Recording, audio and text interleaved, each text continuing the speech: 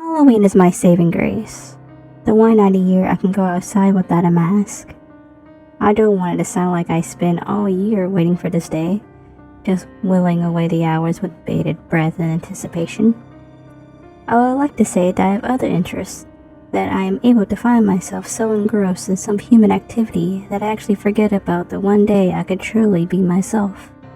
But this would be a lie. It's an uncommon hour that I go without thinking about the 31st of October. That glorious night when I can step out into the cool air and just almost feel human. The last Halloween was perhaps my favorite. My favorite day hasn't been the same since this area became occupied. Since the human beings with their warm skin and their innocent minds began constructing ramshackle dwellings within the imaginary borders of what was once mine. When I say it wasn't the same, I'm speaking quite literally. My favorite day was a different day before the humans came. Back then, what I refer to as simply my day took place once every year on what the humans know as October 23rd, a day of great power when the walls between the physical and the supernatural grow thin and malleable. Evil was released into the world on the 23rd of October, although such designations as months were many centuries from their creation. An insane, power-hungry beast managed to doom her entire species on that day, on October 23rd, many hundreds of years ago. I often wonder what the world might have been like if she hadn't committed the ultimate mistake. It's irrelevant, I always end up telling myself, because I wouldn't exist. Unlike the naive human beings who roam the streets in their speeding cars and make screaming love to one another in their shoddy homes, I have been blessed with a natural intuition allowing me to always understand how far in time we've drifted since our last cycle began. It is this sense that allows me to know the current year of 6020. In human years, I believe that would be 2016. Anno Domini are the words they use, words from an ancient language, ancient by their standards. But I digress. It was the Halloween of 6019, or 2015. That was my favorite. My day has always been the 23rd of October. When I was alone here, I would slip out to the surface and enjoy the rush of power as I was joined by my fellow creatures of the night. I would walk aimlessly and without direction as the others whipped around me. Some were burdened with deformed, hellish shapes, cursed to roam in the shadows of the earth, safe from humanity's leering eyes. Others were no more physical than the wind itself, and only visible to my eyes because of the power that courses through every living creature on the night of the 23rd. Still, others were beyond form, beyond comprehension. No more than forgotten memories, drifting from mind to soul, despairing in their acceptance of eternal suffering. Some have believed that I may end up like them. I have no intention of proving them right. When the humans came and settled down, they scared away my friends. Any human child would find the notion ridiculous. An army of the supernatural, the nightmare of the most disturbed, frightened away by innocent human beings. But it happened this way. The humans didn't come alone. They brought their single, most disturbing, most wicked power of all, the power of denial. Human children spend their time wondering what it would be like to share the powers of their fellow creatures. Wings like a bird, perhaps, with the sharp teeth of a dog. They don't understand that they already possess the most powerful gift of all. Through their human denial, they are able to stare us directly in the eyes and inform us that we don't exist. My friends were terrified of the human's gift. They believed that we, as agents of the supernatural, would not be allowed to exist on this mortal plane without the consent of the human beings. Without their belief, we would vanish, become nothing. So they fled, They left my home and went to find a new world, one where humans were scarce or non-existent, where they could expose themselves once a year on October 23rd, reveling in their annual powers without interference from those who may destroy them. They thought I was a fool for staying, for claiming this land as my own. I'm not a fool. I know that the humans rule my world now. I know that I've been reduced to a shadow. No, to less than a shadow. But I did not abandon my home. For that, I would not apologize. It was many years ago that the first humans came to settle in my home. They built their home uncomfortably close to mine. I watched them as they worked, staying hidden beneath the ground, marveling at how their species had progressed since the last time I saw them. My day came a month after the first humans were settled in. I had spent some time worrying over what might happen. I was not paranoid enough to abandon my home, but I wasn't immune to my friend's terror of humanity. When the time came, I waited. I watched the human dwelling until all the windows were dark, and when they were, I waited longer still.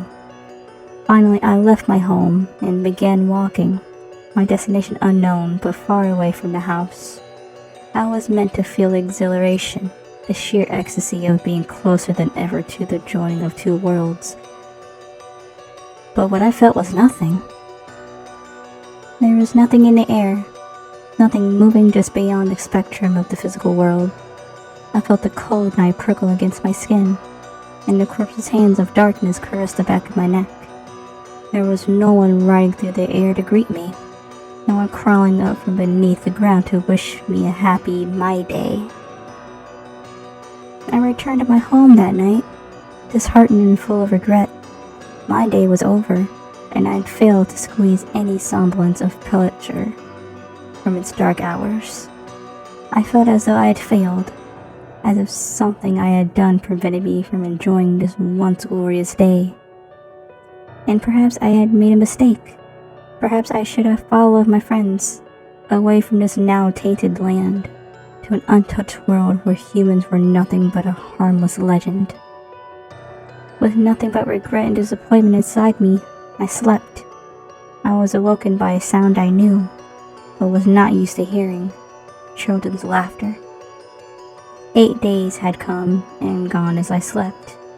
I had vaguely wondered on the possibility of sleeping through the entire year, giving myself a chance of reliving my day as quickly as possible.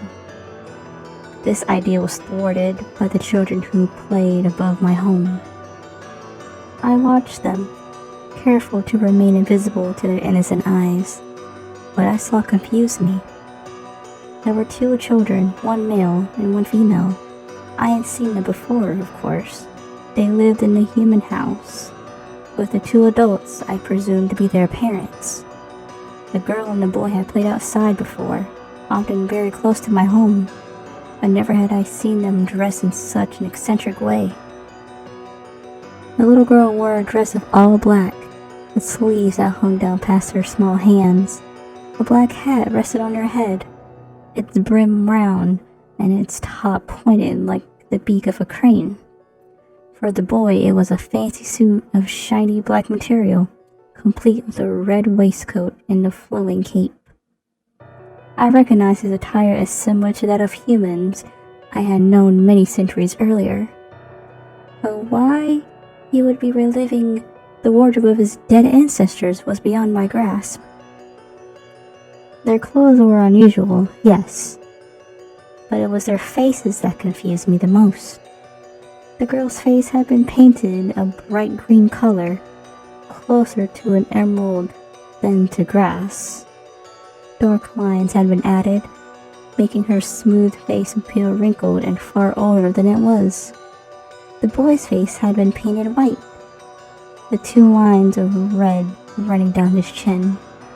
When he opened his mouth to laugh, I saw that 2 of his teeth seemed to have grown larger and more pointed. I watched them for many minutes as they played in my grass. Their behavior was odd, unlike that of any humans I had known before. Unlike themselves, in fact. At At one moment, the boy appeared to bite into the girl's neck. Rather than scream, she let out a giggle and ran away. When the shadows grew long, the children were called inside. Still confused, I tried to watch through their lit up windows, hoping for some semblance of explanation. But it wasn't to come, and when the sun rose the next day, the children had returned to normal. I continued to watch the human family over the next year, and was alarmed when I saw more houses being constructed. For quite some time, I considered abandoning my home, as all my friends had done, but I knew that wasn't the way. Instead, I watched the houses grow like weeds, watched as my grass was paved over and horseless carriages replaced feet as the primary mode of transportation. The construction of the neighborhood went on for several years, and I watched the humans intrigued, ignoring any threats to my own way of life. Every October 23rd, I would leave my home after nightfall and wander around what remained of my grassy field. No one returned to me. None of my friends came back to admit their mistake. I never again felt the same electric rush that I once defined my day. I was understandably devastated as I came to accept that this thrill, this all-encompassing euphoria, was now beyond my reach. And yet, as the years passed, I found myself with new interests, watching the humans, overhearing their conversations, following their advancement as my once grassy home became a neighborhood. I found great pleasure in watching the humans, but there was another interest of mine, another ongoing question that kept me enraptured for nearly all my waking moments. This was the mystery of October 31st. Somewhere in my life before this home, I learned that humans celebrated the 23rd of October just as we did. They held gatherings, celebrating the paranormal forces they didn't know existed. Sometimes I had heard that they would even dress up, disguise themselves in costumes meant to terrify their friends. It seemed to me that the human celebrations of my day had somehow been shifted, so they no longer took place on the powerful day itself, but 8 days later. This was good, I believed. For the naive humans to be mocking the supernatural on such an important day was not prudent. My day came and gone many times over, until one year I didn't leave my home. I was so intent on watching the humans from within my home that I actually failed to remember the significance of that day. When I finally realized my mistake, I was shocked to discover that I didn't care. Watching the humans was my priority now. It was on that day, October of the year 6007, I believe, that I first began to wonder if there wasn't a way to resurrect the glory of my day. I had learned over many decades that October 23rd had been forgotten in this part of the world, that its power wasn't enough to get me high, but perhaps October 31st would function just as well. I eventually came to know this day as Halloween. The humans believed it was an ancient holiday connected to their religions. They didn't seem to even remember that the 23rd was the real day of power. But this was fine. Every year on the 30th, I would try to convince myself that this was my moment, that I would sneak out from beneath my home and enjoy the utter bliss of my day for the first time in decades. I was never convinced by my own thoughts, and was always left alone in my underground lair. But finally, just 3 short years ago, I did it. It was the night of the 31st. I knew that less than an hour would pass before the day would end and November would begin. It would be another year of disappointment, another oath to myself that I would never let it happen again. I was not thinking when I crawled from my lair. Nothing was in my consciousness but the instinct, the all-powerful impulse that commanded my thoughts and forced me to finally act. Before I understood what I had done, I stood on the grass above my home, the lights from the neighborhood illuminating all the humans' homes. I was shocked. Since the first human settlement was built in my field, I hadn't once been out in the open air except on the 23rd. Yet here I was, standing in the darkness, my feet wet in the grass, almost as if I were a human being myself. I cannot say what possessed me to move further. Every instinct in my body told me to flee, to run and hide in some distant place with no humans to deny my existence.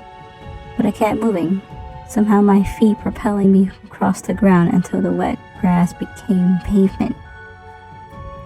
The neighborhood was devoid of humans. Lights were on in many of the homes, but if anyone saw me walking slowly down the street, they did not seem to care. As I moved, I wondered when I would begin to feel that old rush, that old thrill, or if I ever would. I knew that leaving my home was a mistake, but if Halloween proved to be no more powerful than any other day, I would be at a loss. When I was nearly halfway down the main road, I noticed something creeping along one of those houses, of a movement, though without solid form. I wondered for a single delirious moment if perhaps one of my friends had returned to discover the hidden powers of the 31st with me. But no, alas, I soon realized that the movement was nothing but a shadow. In my disappointment, I failed to recognize what this apparition signaled. When the little boy came around the corner, I froze in terror. I was standing in the middle of the street, the gaudy electric lights blaring down onto my skin. There was no conceivable way the tiny human wouldn't see me. It wasn't the same boy I had seen dressed as a vampire all those years ago. This one had darker skin and wore a costume similar to my own clothing. When he saw me, his face drew together in a squint. He didn't seem afraid. In fact, he seemed to be pondering me as a whole, as if wondering whether or not his concept of the world would allow me to exist. I remained in the middle of the street, unmoving. As the boy stepped closer, he glanced both ways before stepping off the sidewalk, finally coming to a stop directly in front of me. In his hand was a plastic imitation of a pumpkin. "Hello," he said. "Hello," I replied. "What are you supposed to be?" he asked, craning his neck uncomfortably far just to take in my countenance. How was he not afraid, I wondered?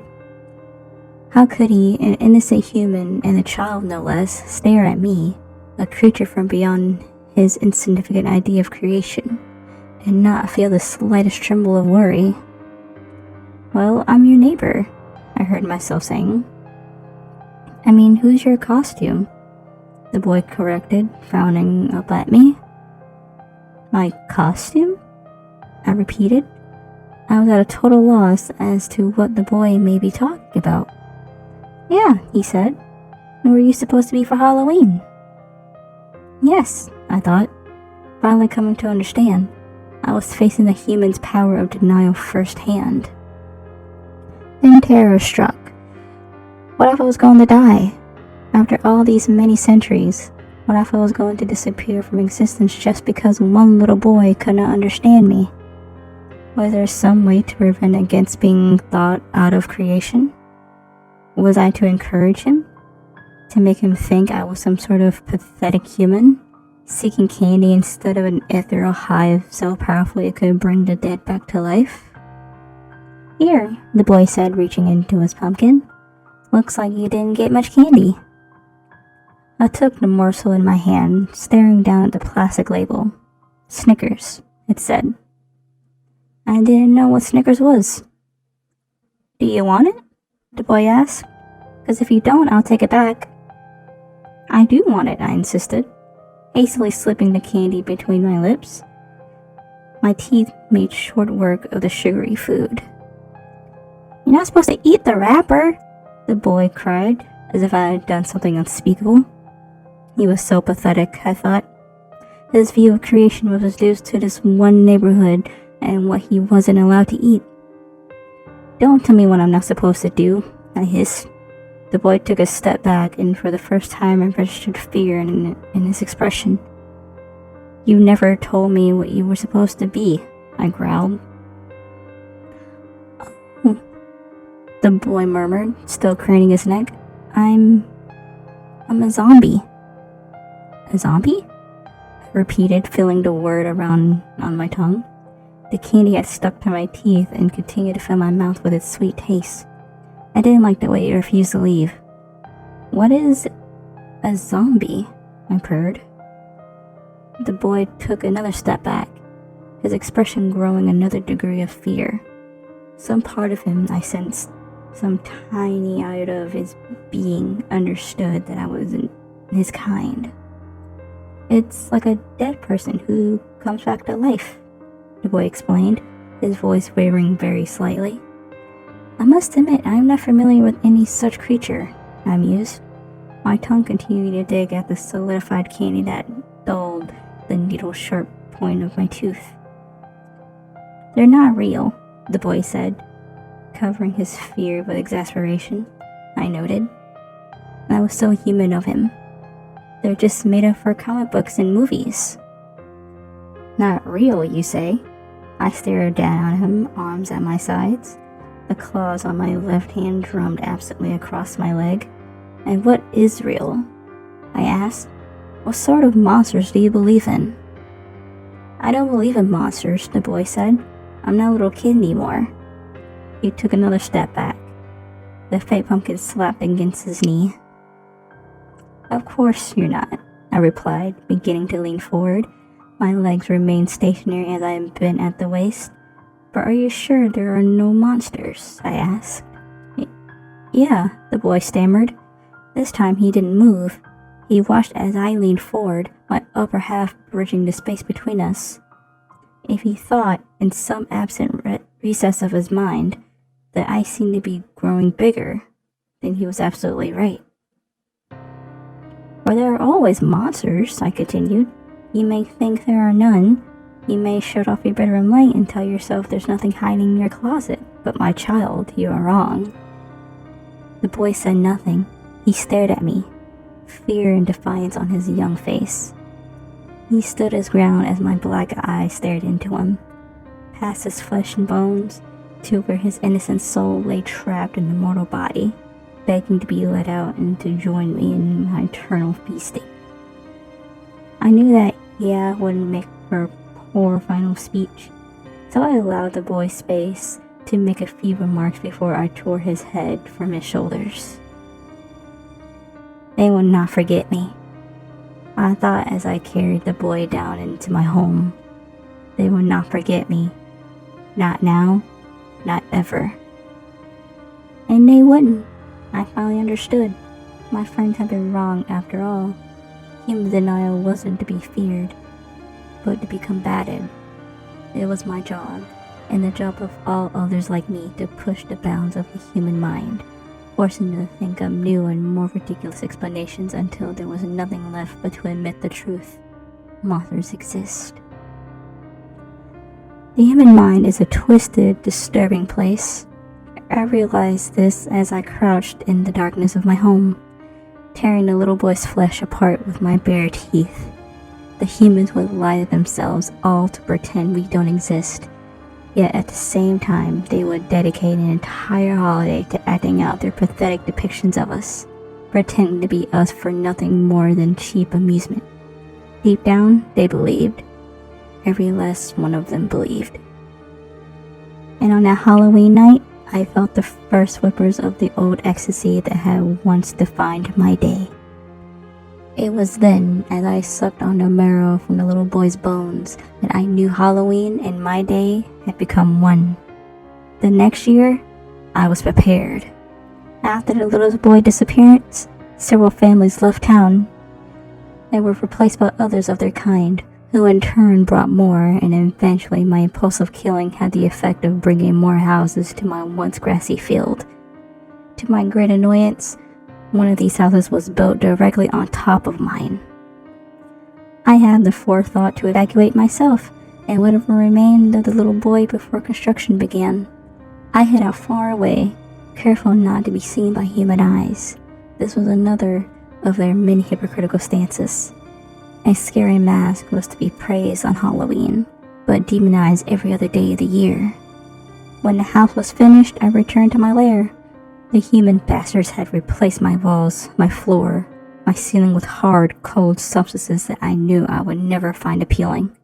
My home had been ruined, and I briefly considered building myself a new one in the earth farther away from town, but my friends had been unable to drag me from my home all those years ago, and if they could not convince me to leave then, no human could either. I have stayed in the basement ever since. The humans who lived in my house never come down the shoddy wooden stairs, except occasionally to check the furnace. On the rare day that one of them makes an appearance, I keep myself well hidden in the shadows. It was only on the last Halloween, a year since my impromptu feast, that I was seen by any number of humans. Yes, I had known some in my lives before this home, but ever since coming to my once grassy field, I had been seen by no human eyes, bearing those of the little boy. When the sun went down on the night of the 31st, the children left their homes to wander the streets. Some of them were dressed in the brightly colored uniforms of popular cultural heroes. Others had retained their traditions, dressing as monsters of folklore that would bring fear to their impressionable younger siblings. Before making my move, I spent some time watching the children through my basement window. They all seemed so happy, I thought, so ready to deny the existence of my people, yet so quick to wear our faces. It was a two-edged sword. I realized only in that moment. Human denial prevents us from being what we once were, yet it is their fascination with the supernatural, their obsession with the world that they don't believe exists, that allows us to remain as we were. Denial is our enemy. Fear is our ally. As long as human beings are afraid of the dark, as long as they create vivid monsters out of terror-soaked imaginations, I will have power. When I was sure all the children in town were out and about, I slipped silently through the basement window and unfolded myself on the lawn. As I made my way out into the street, children turned to stare. Some cried out in surprise, some cowered in fear. But every pair of youthful eyes was trained on the tall, thin stranger in their midst. When I came to the center of the street, my feet planted where their friend had died 1 year earlier, I raised my arms to the heavens. "Happy Halloween, everybody!"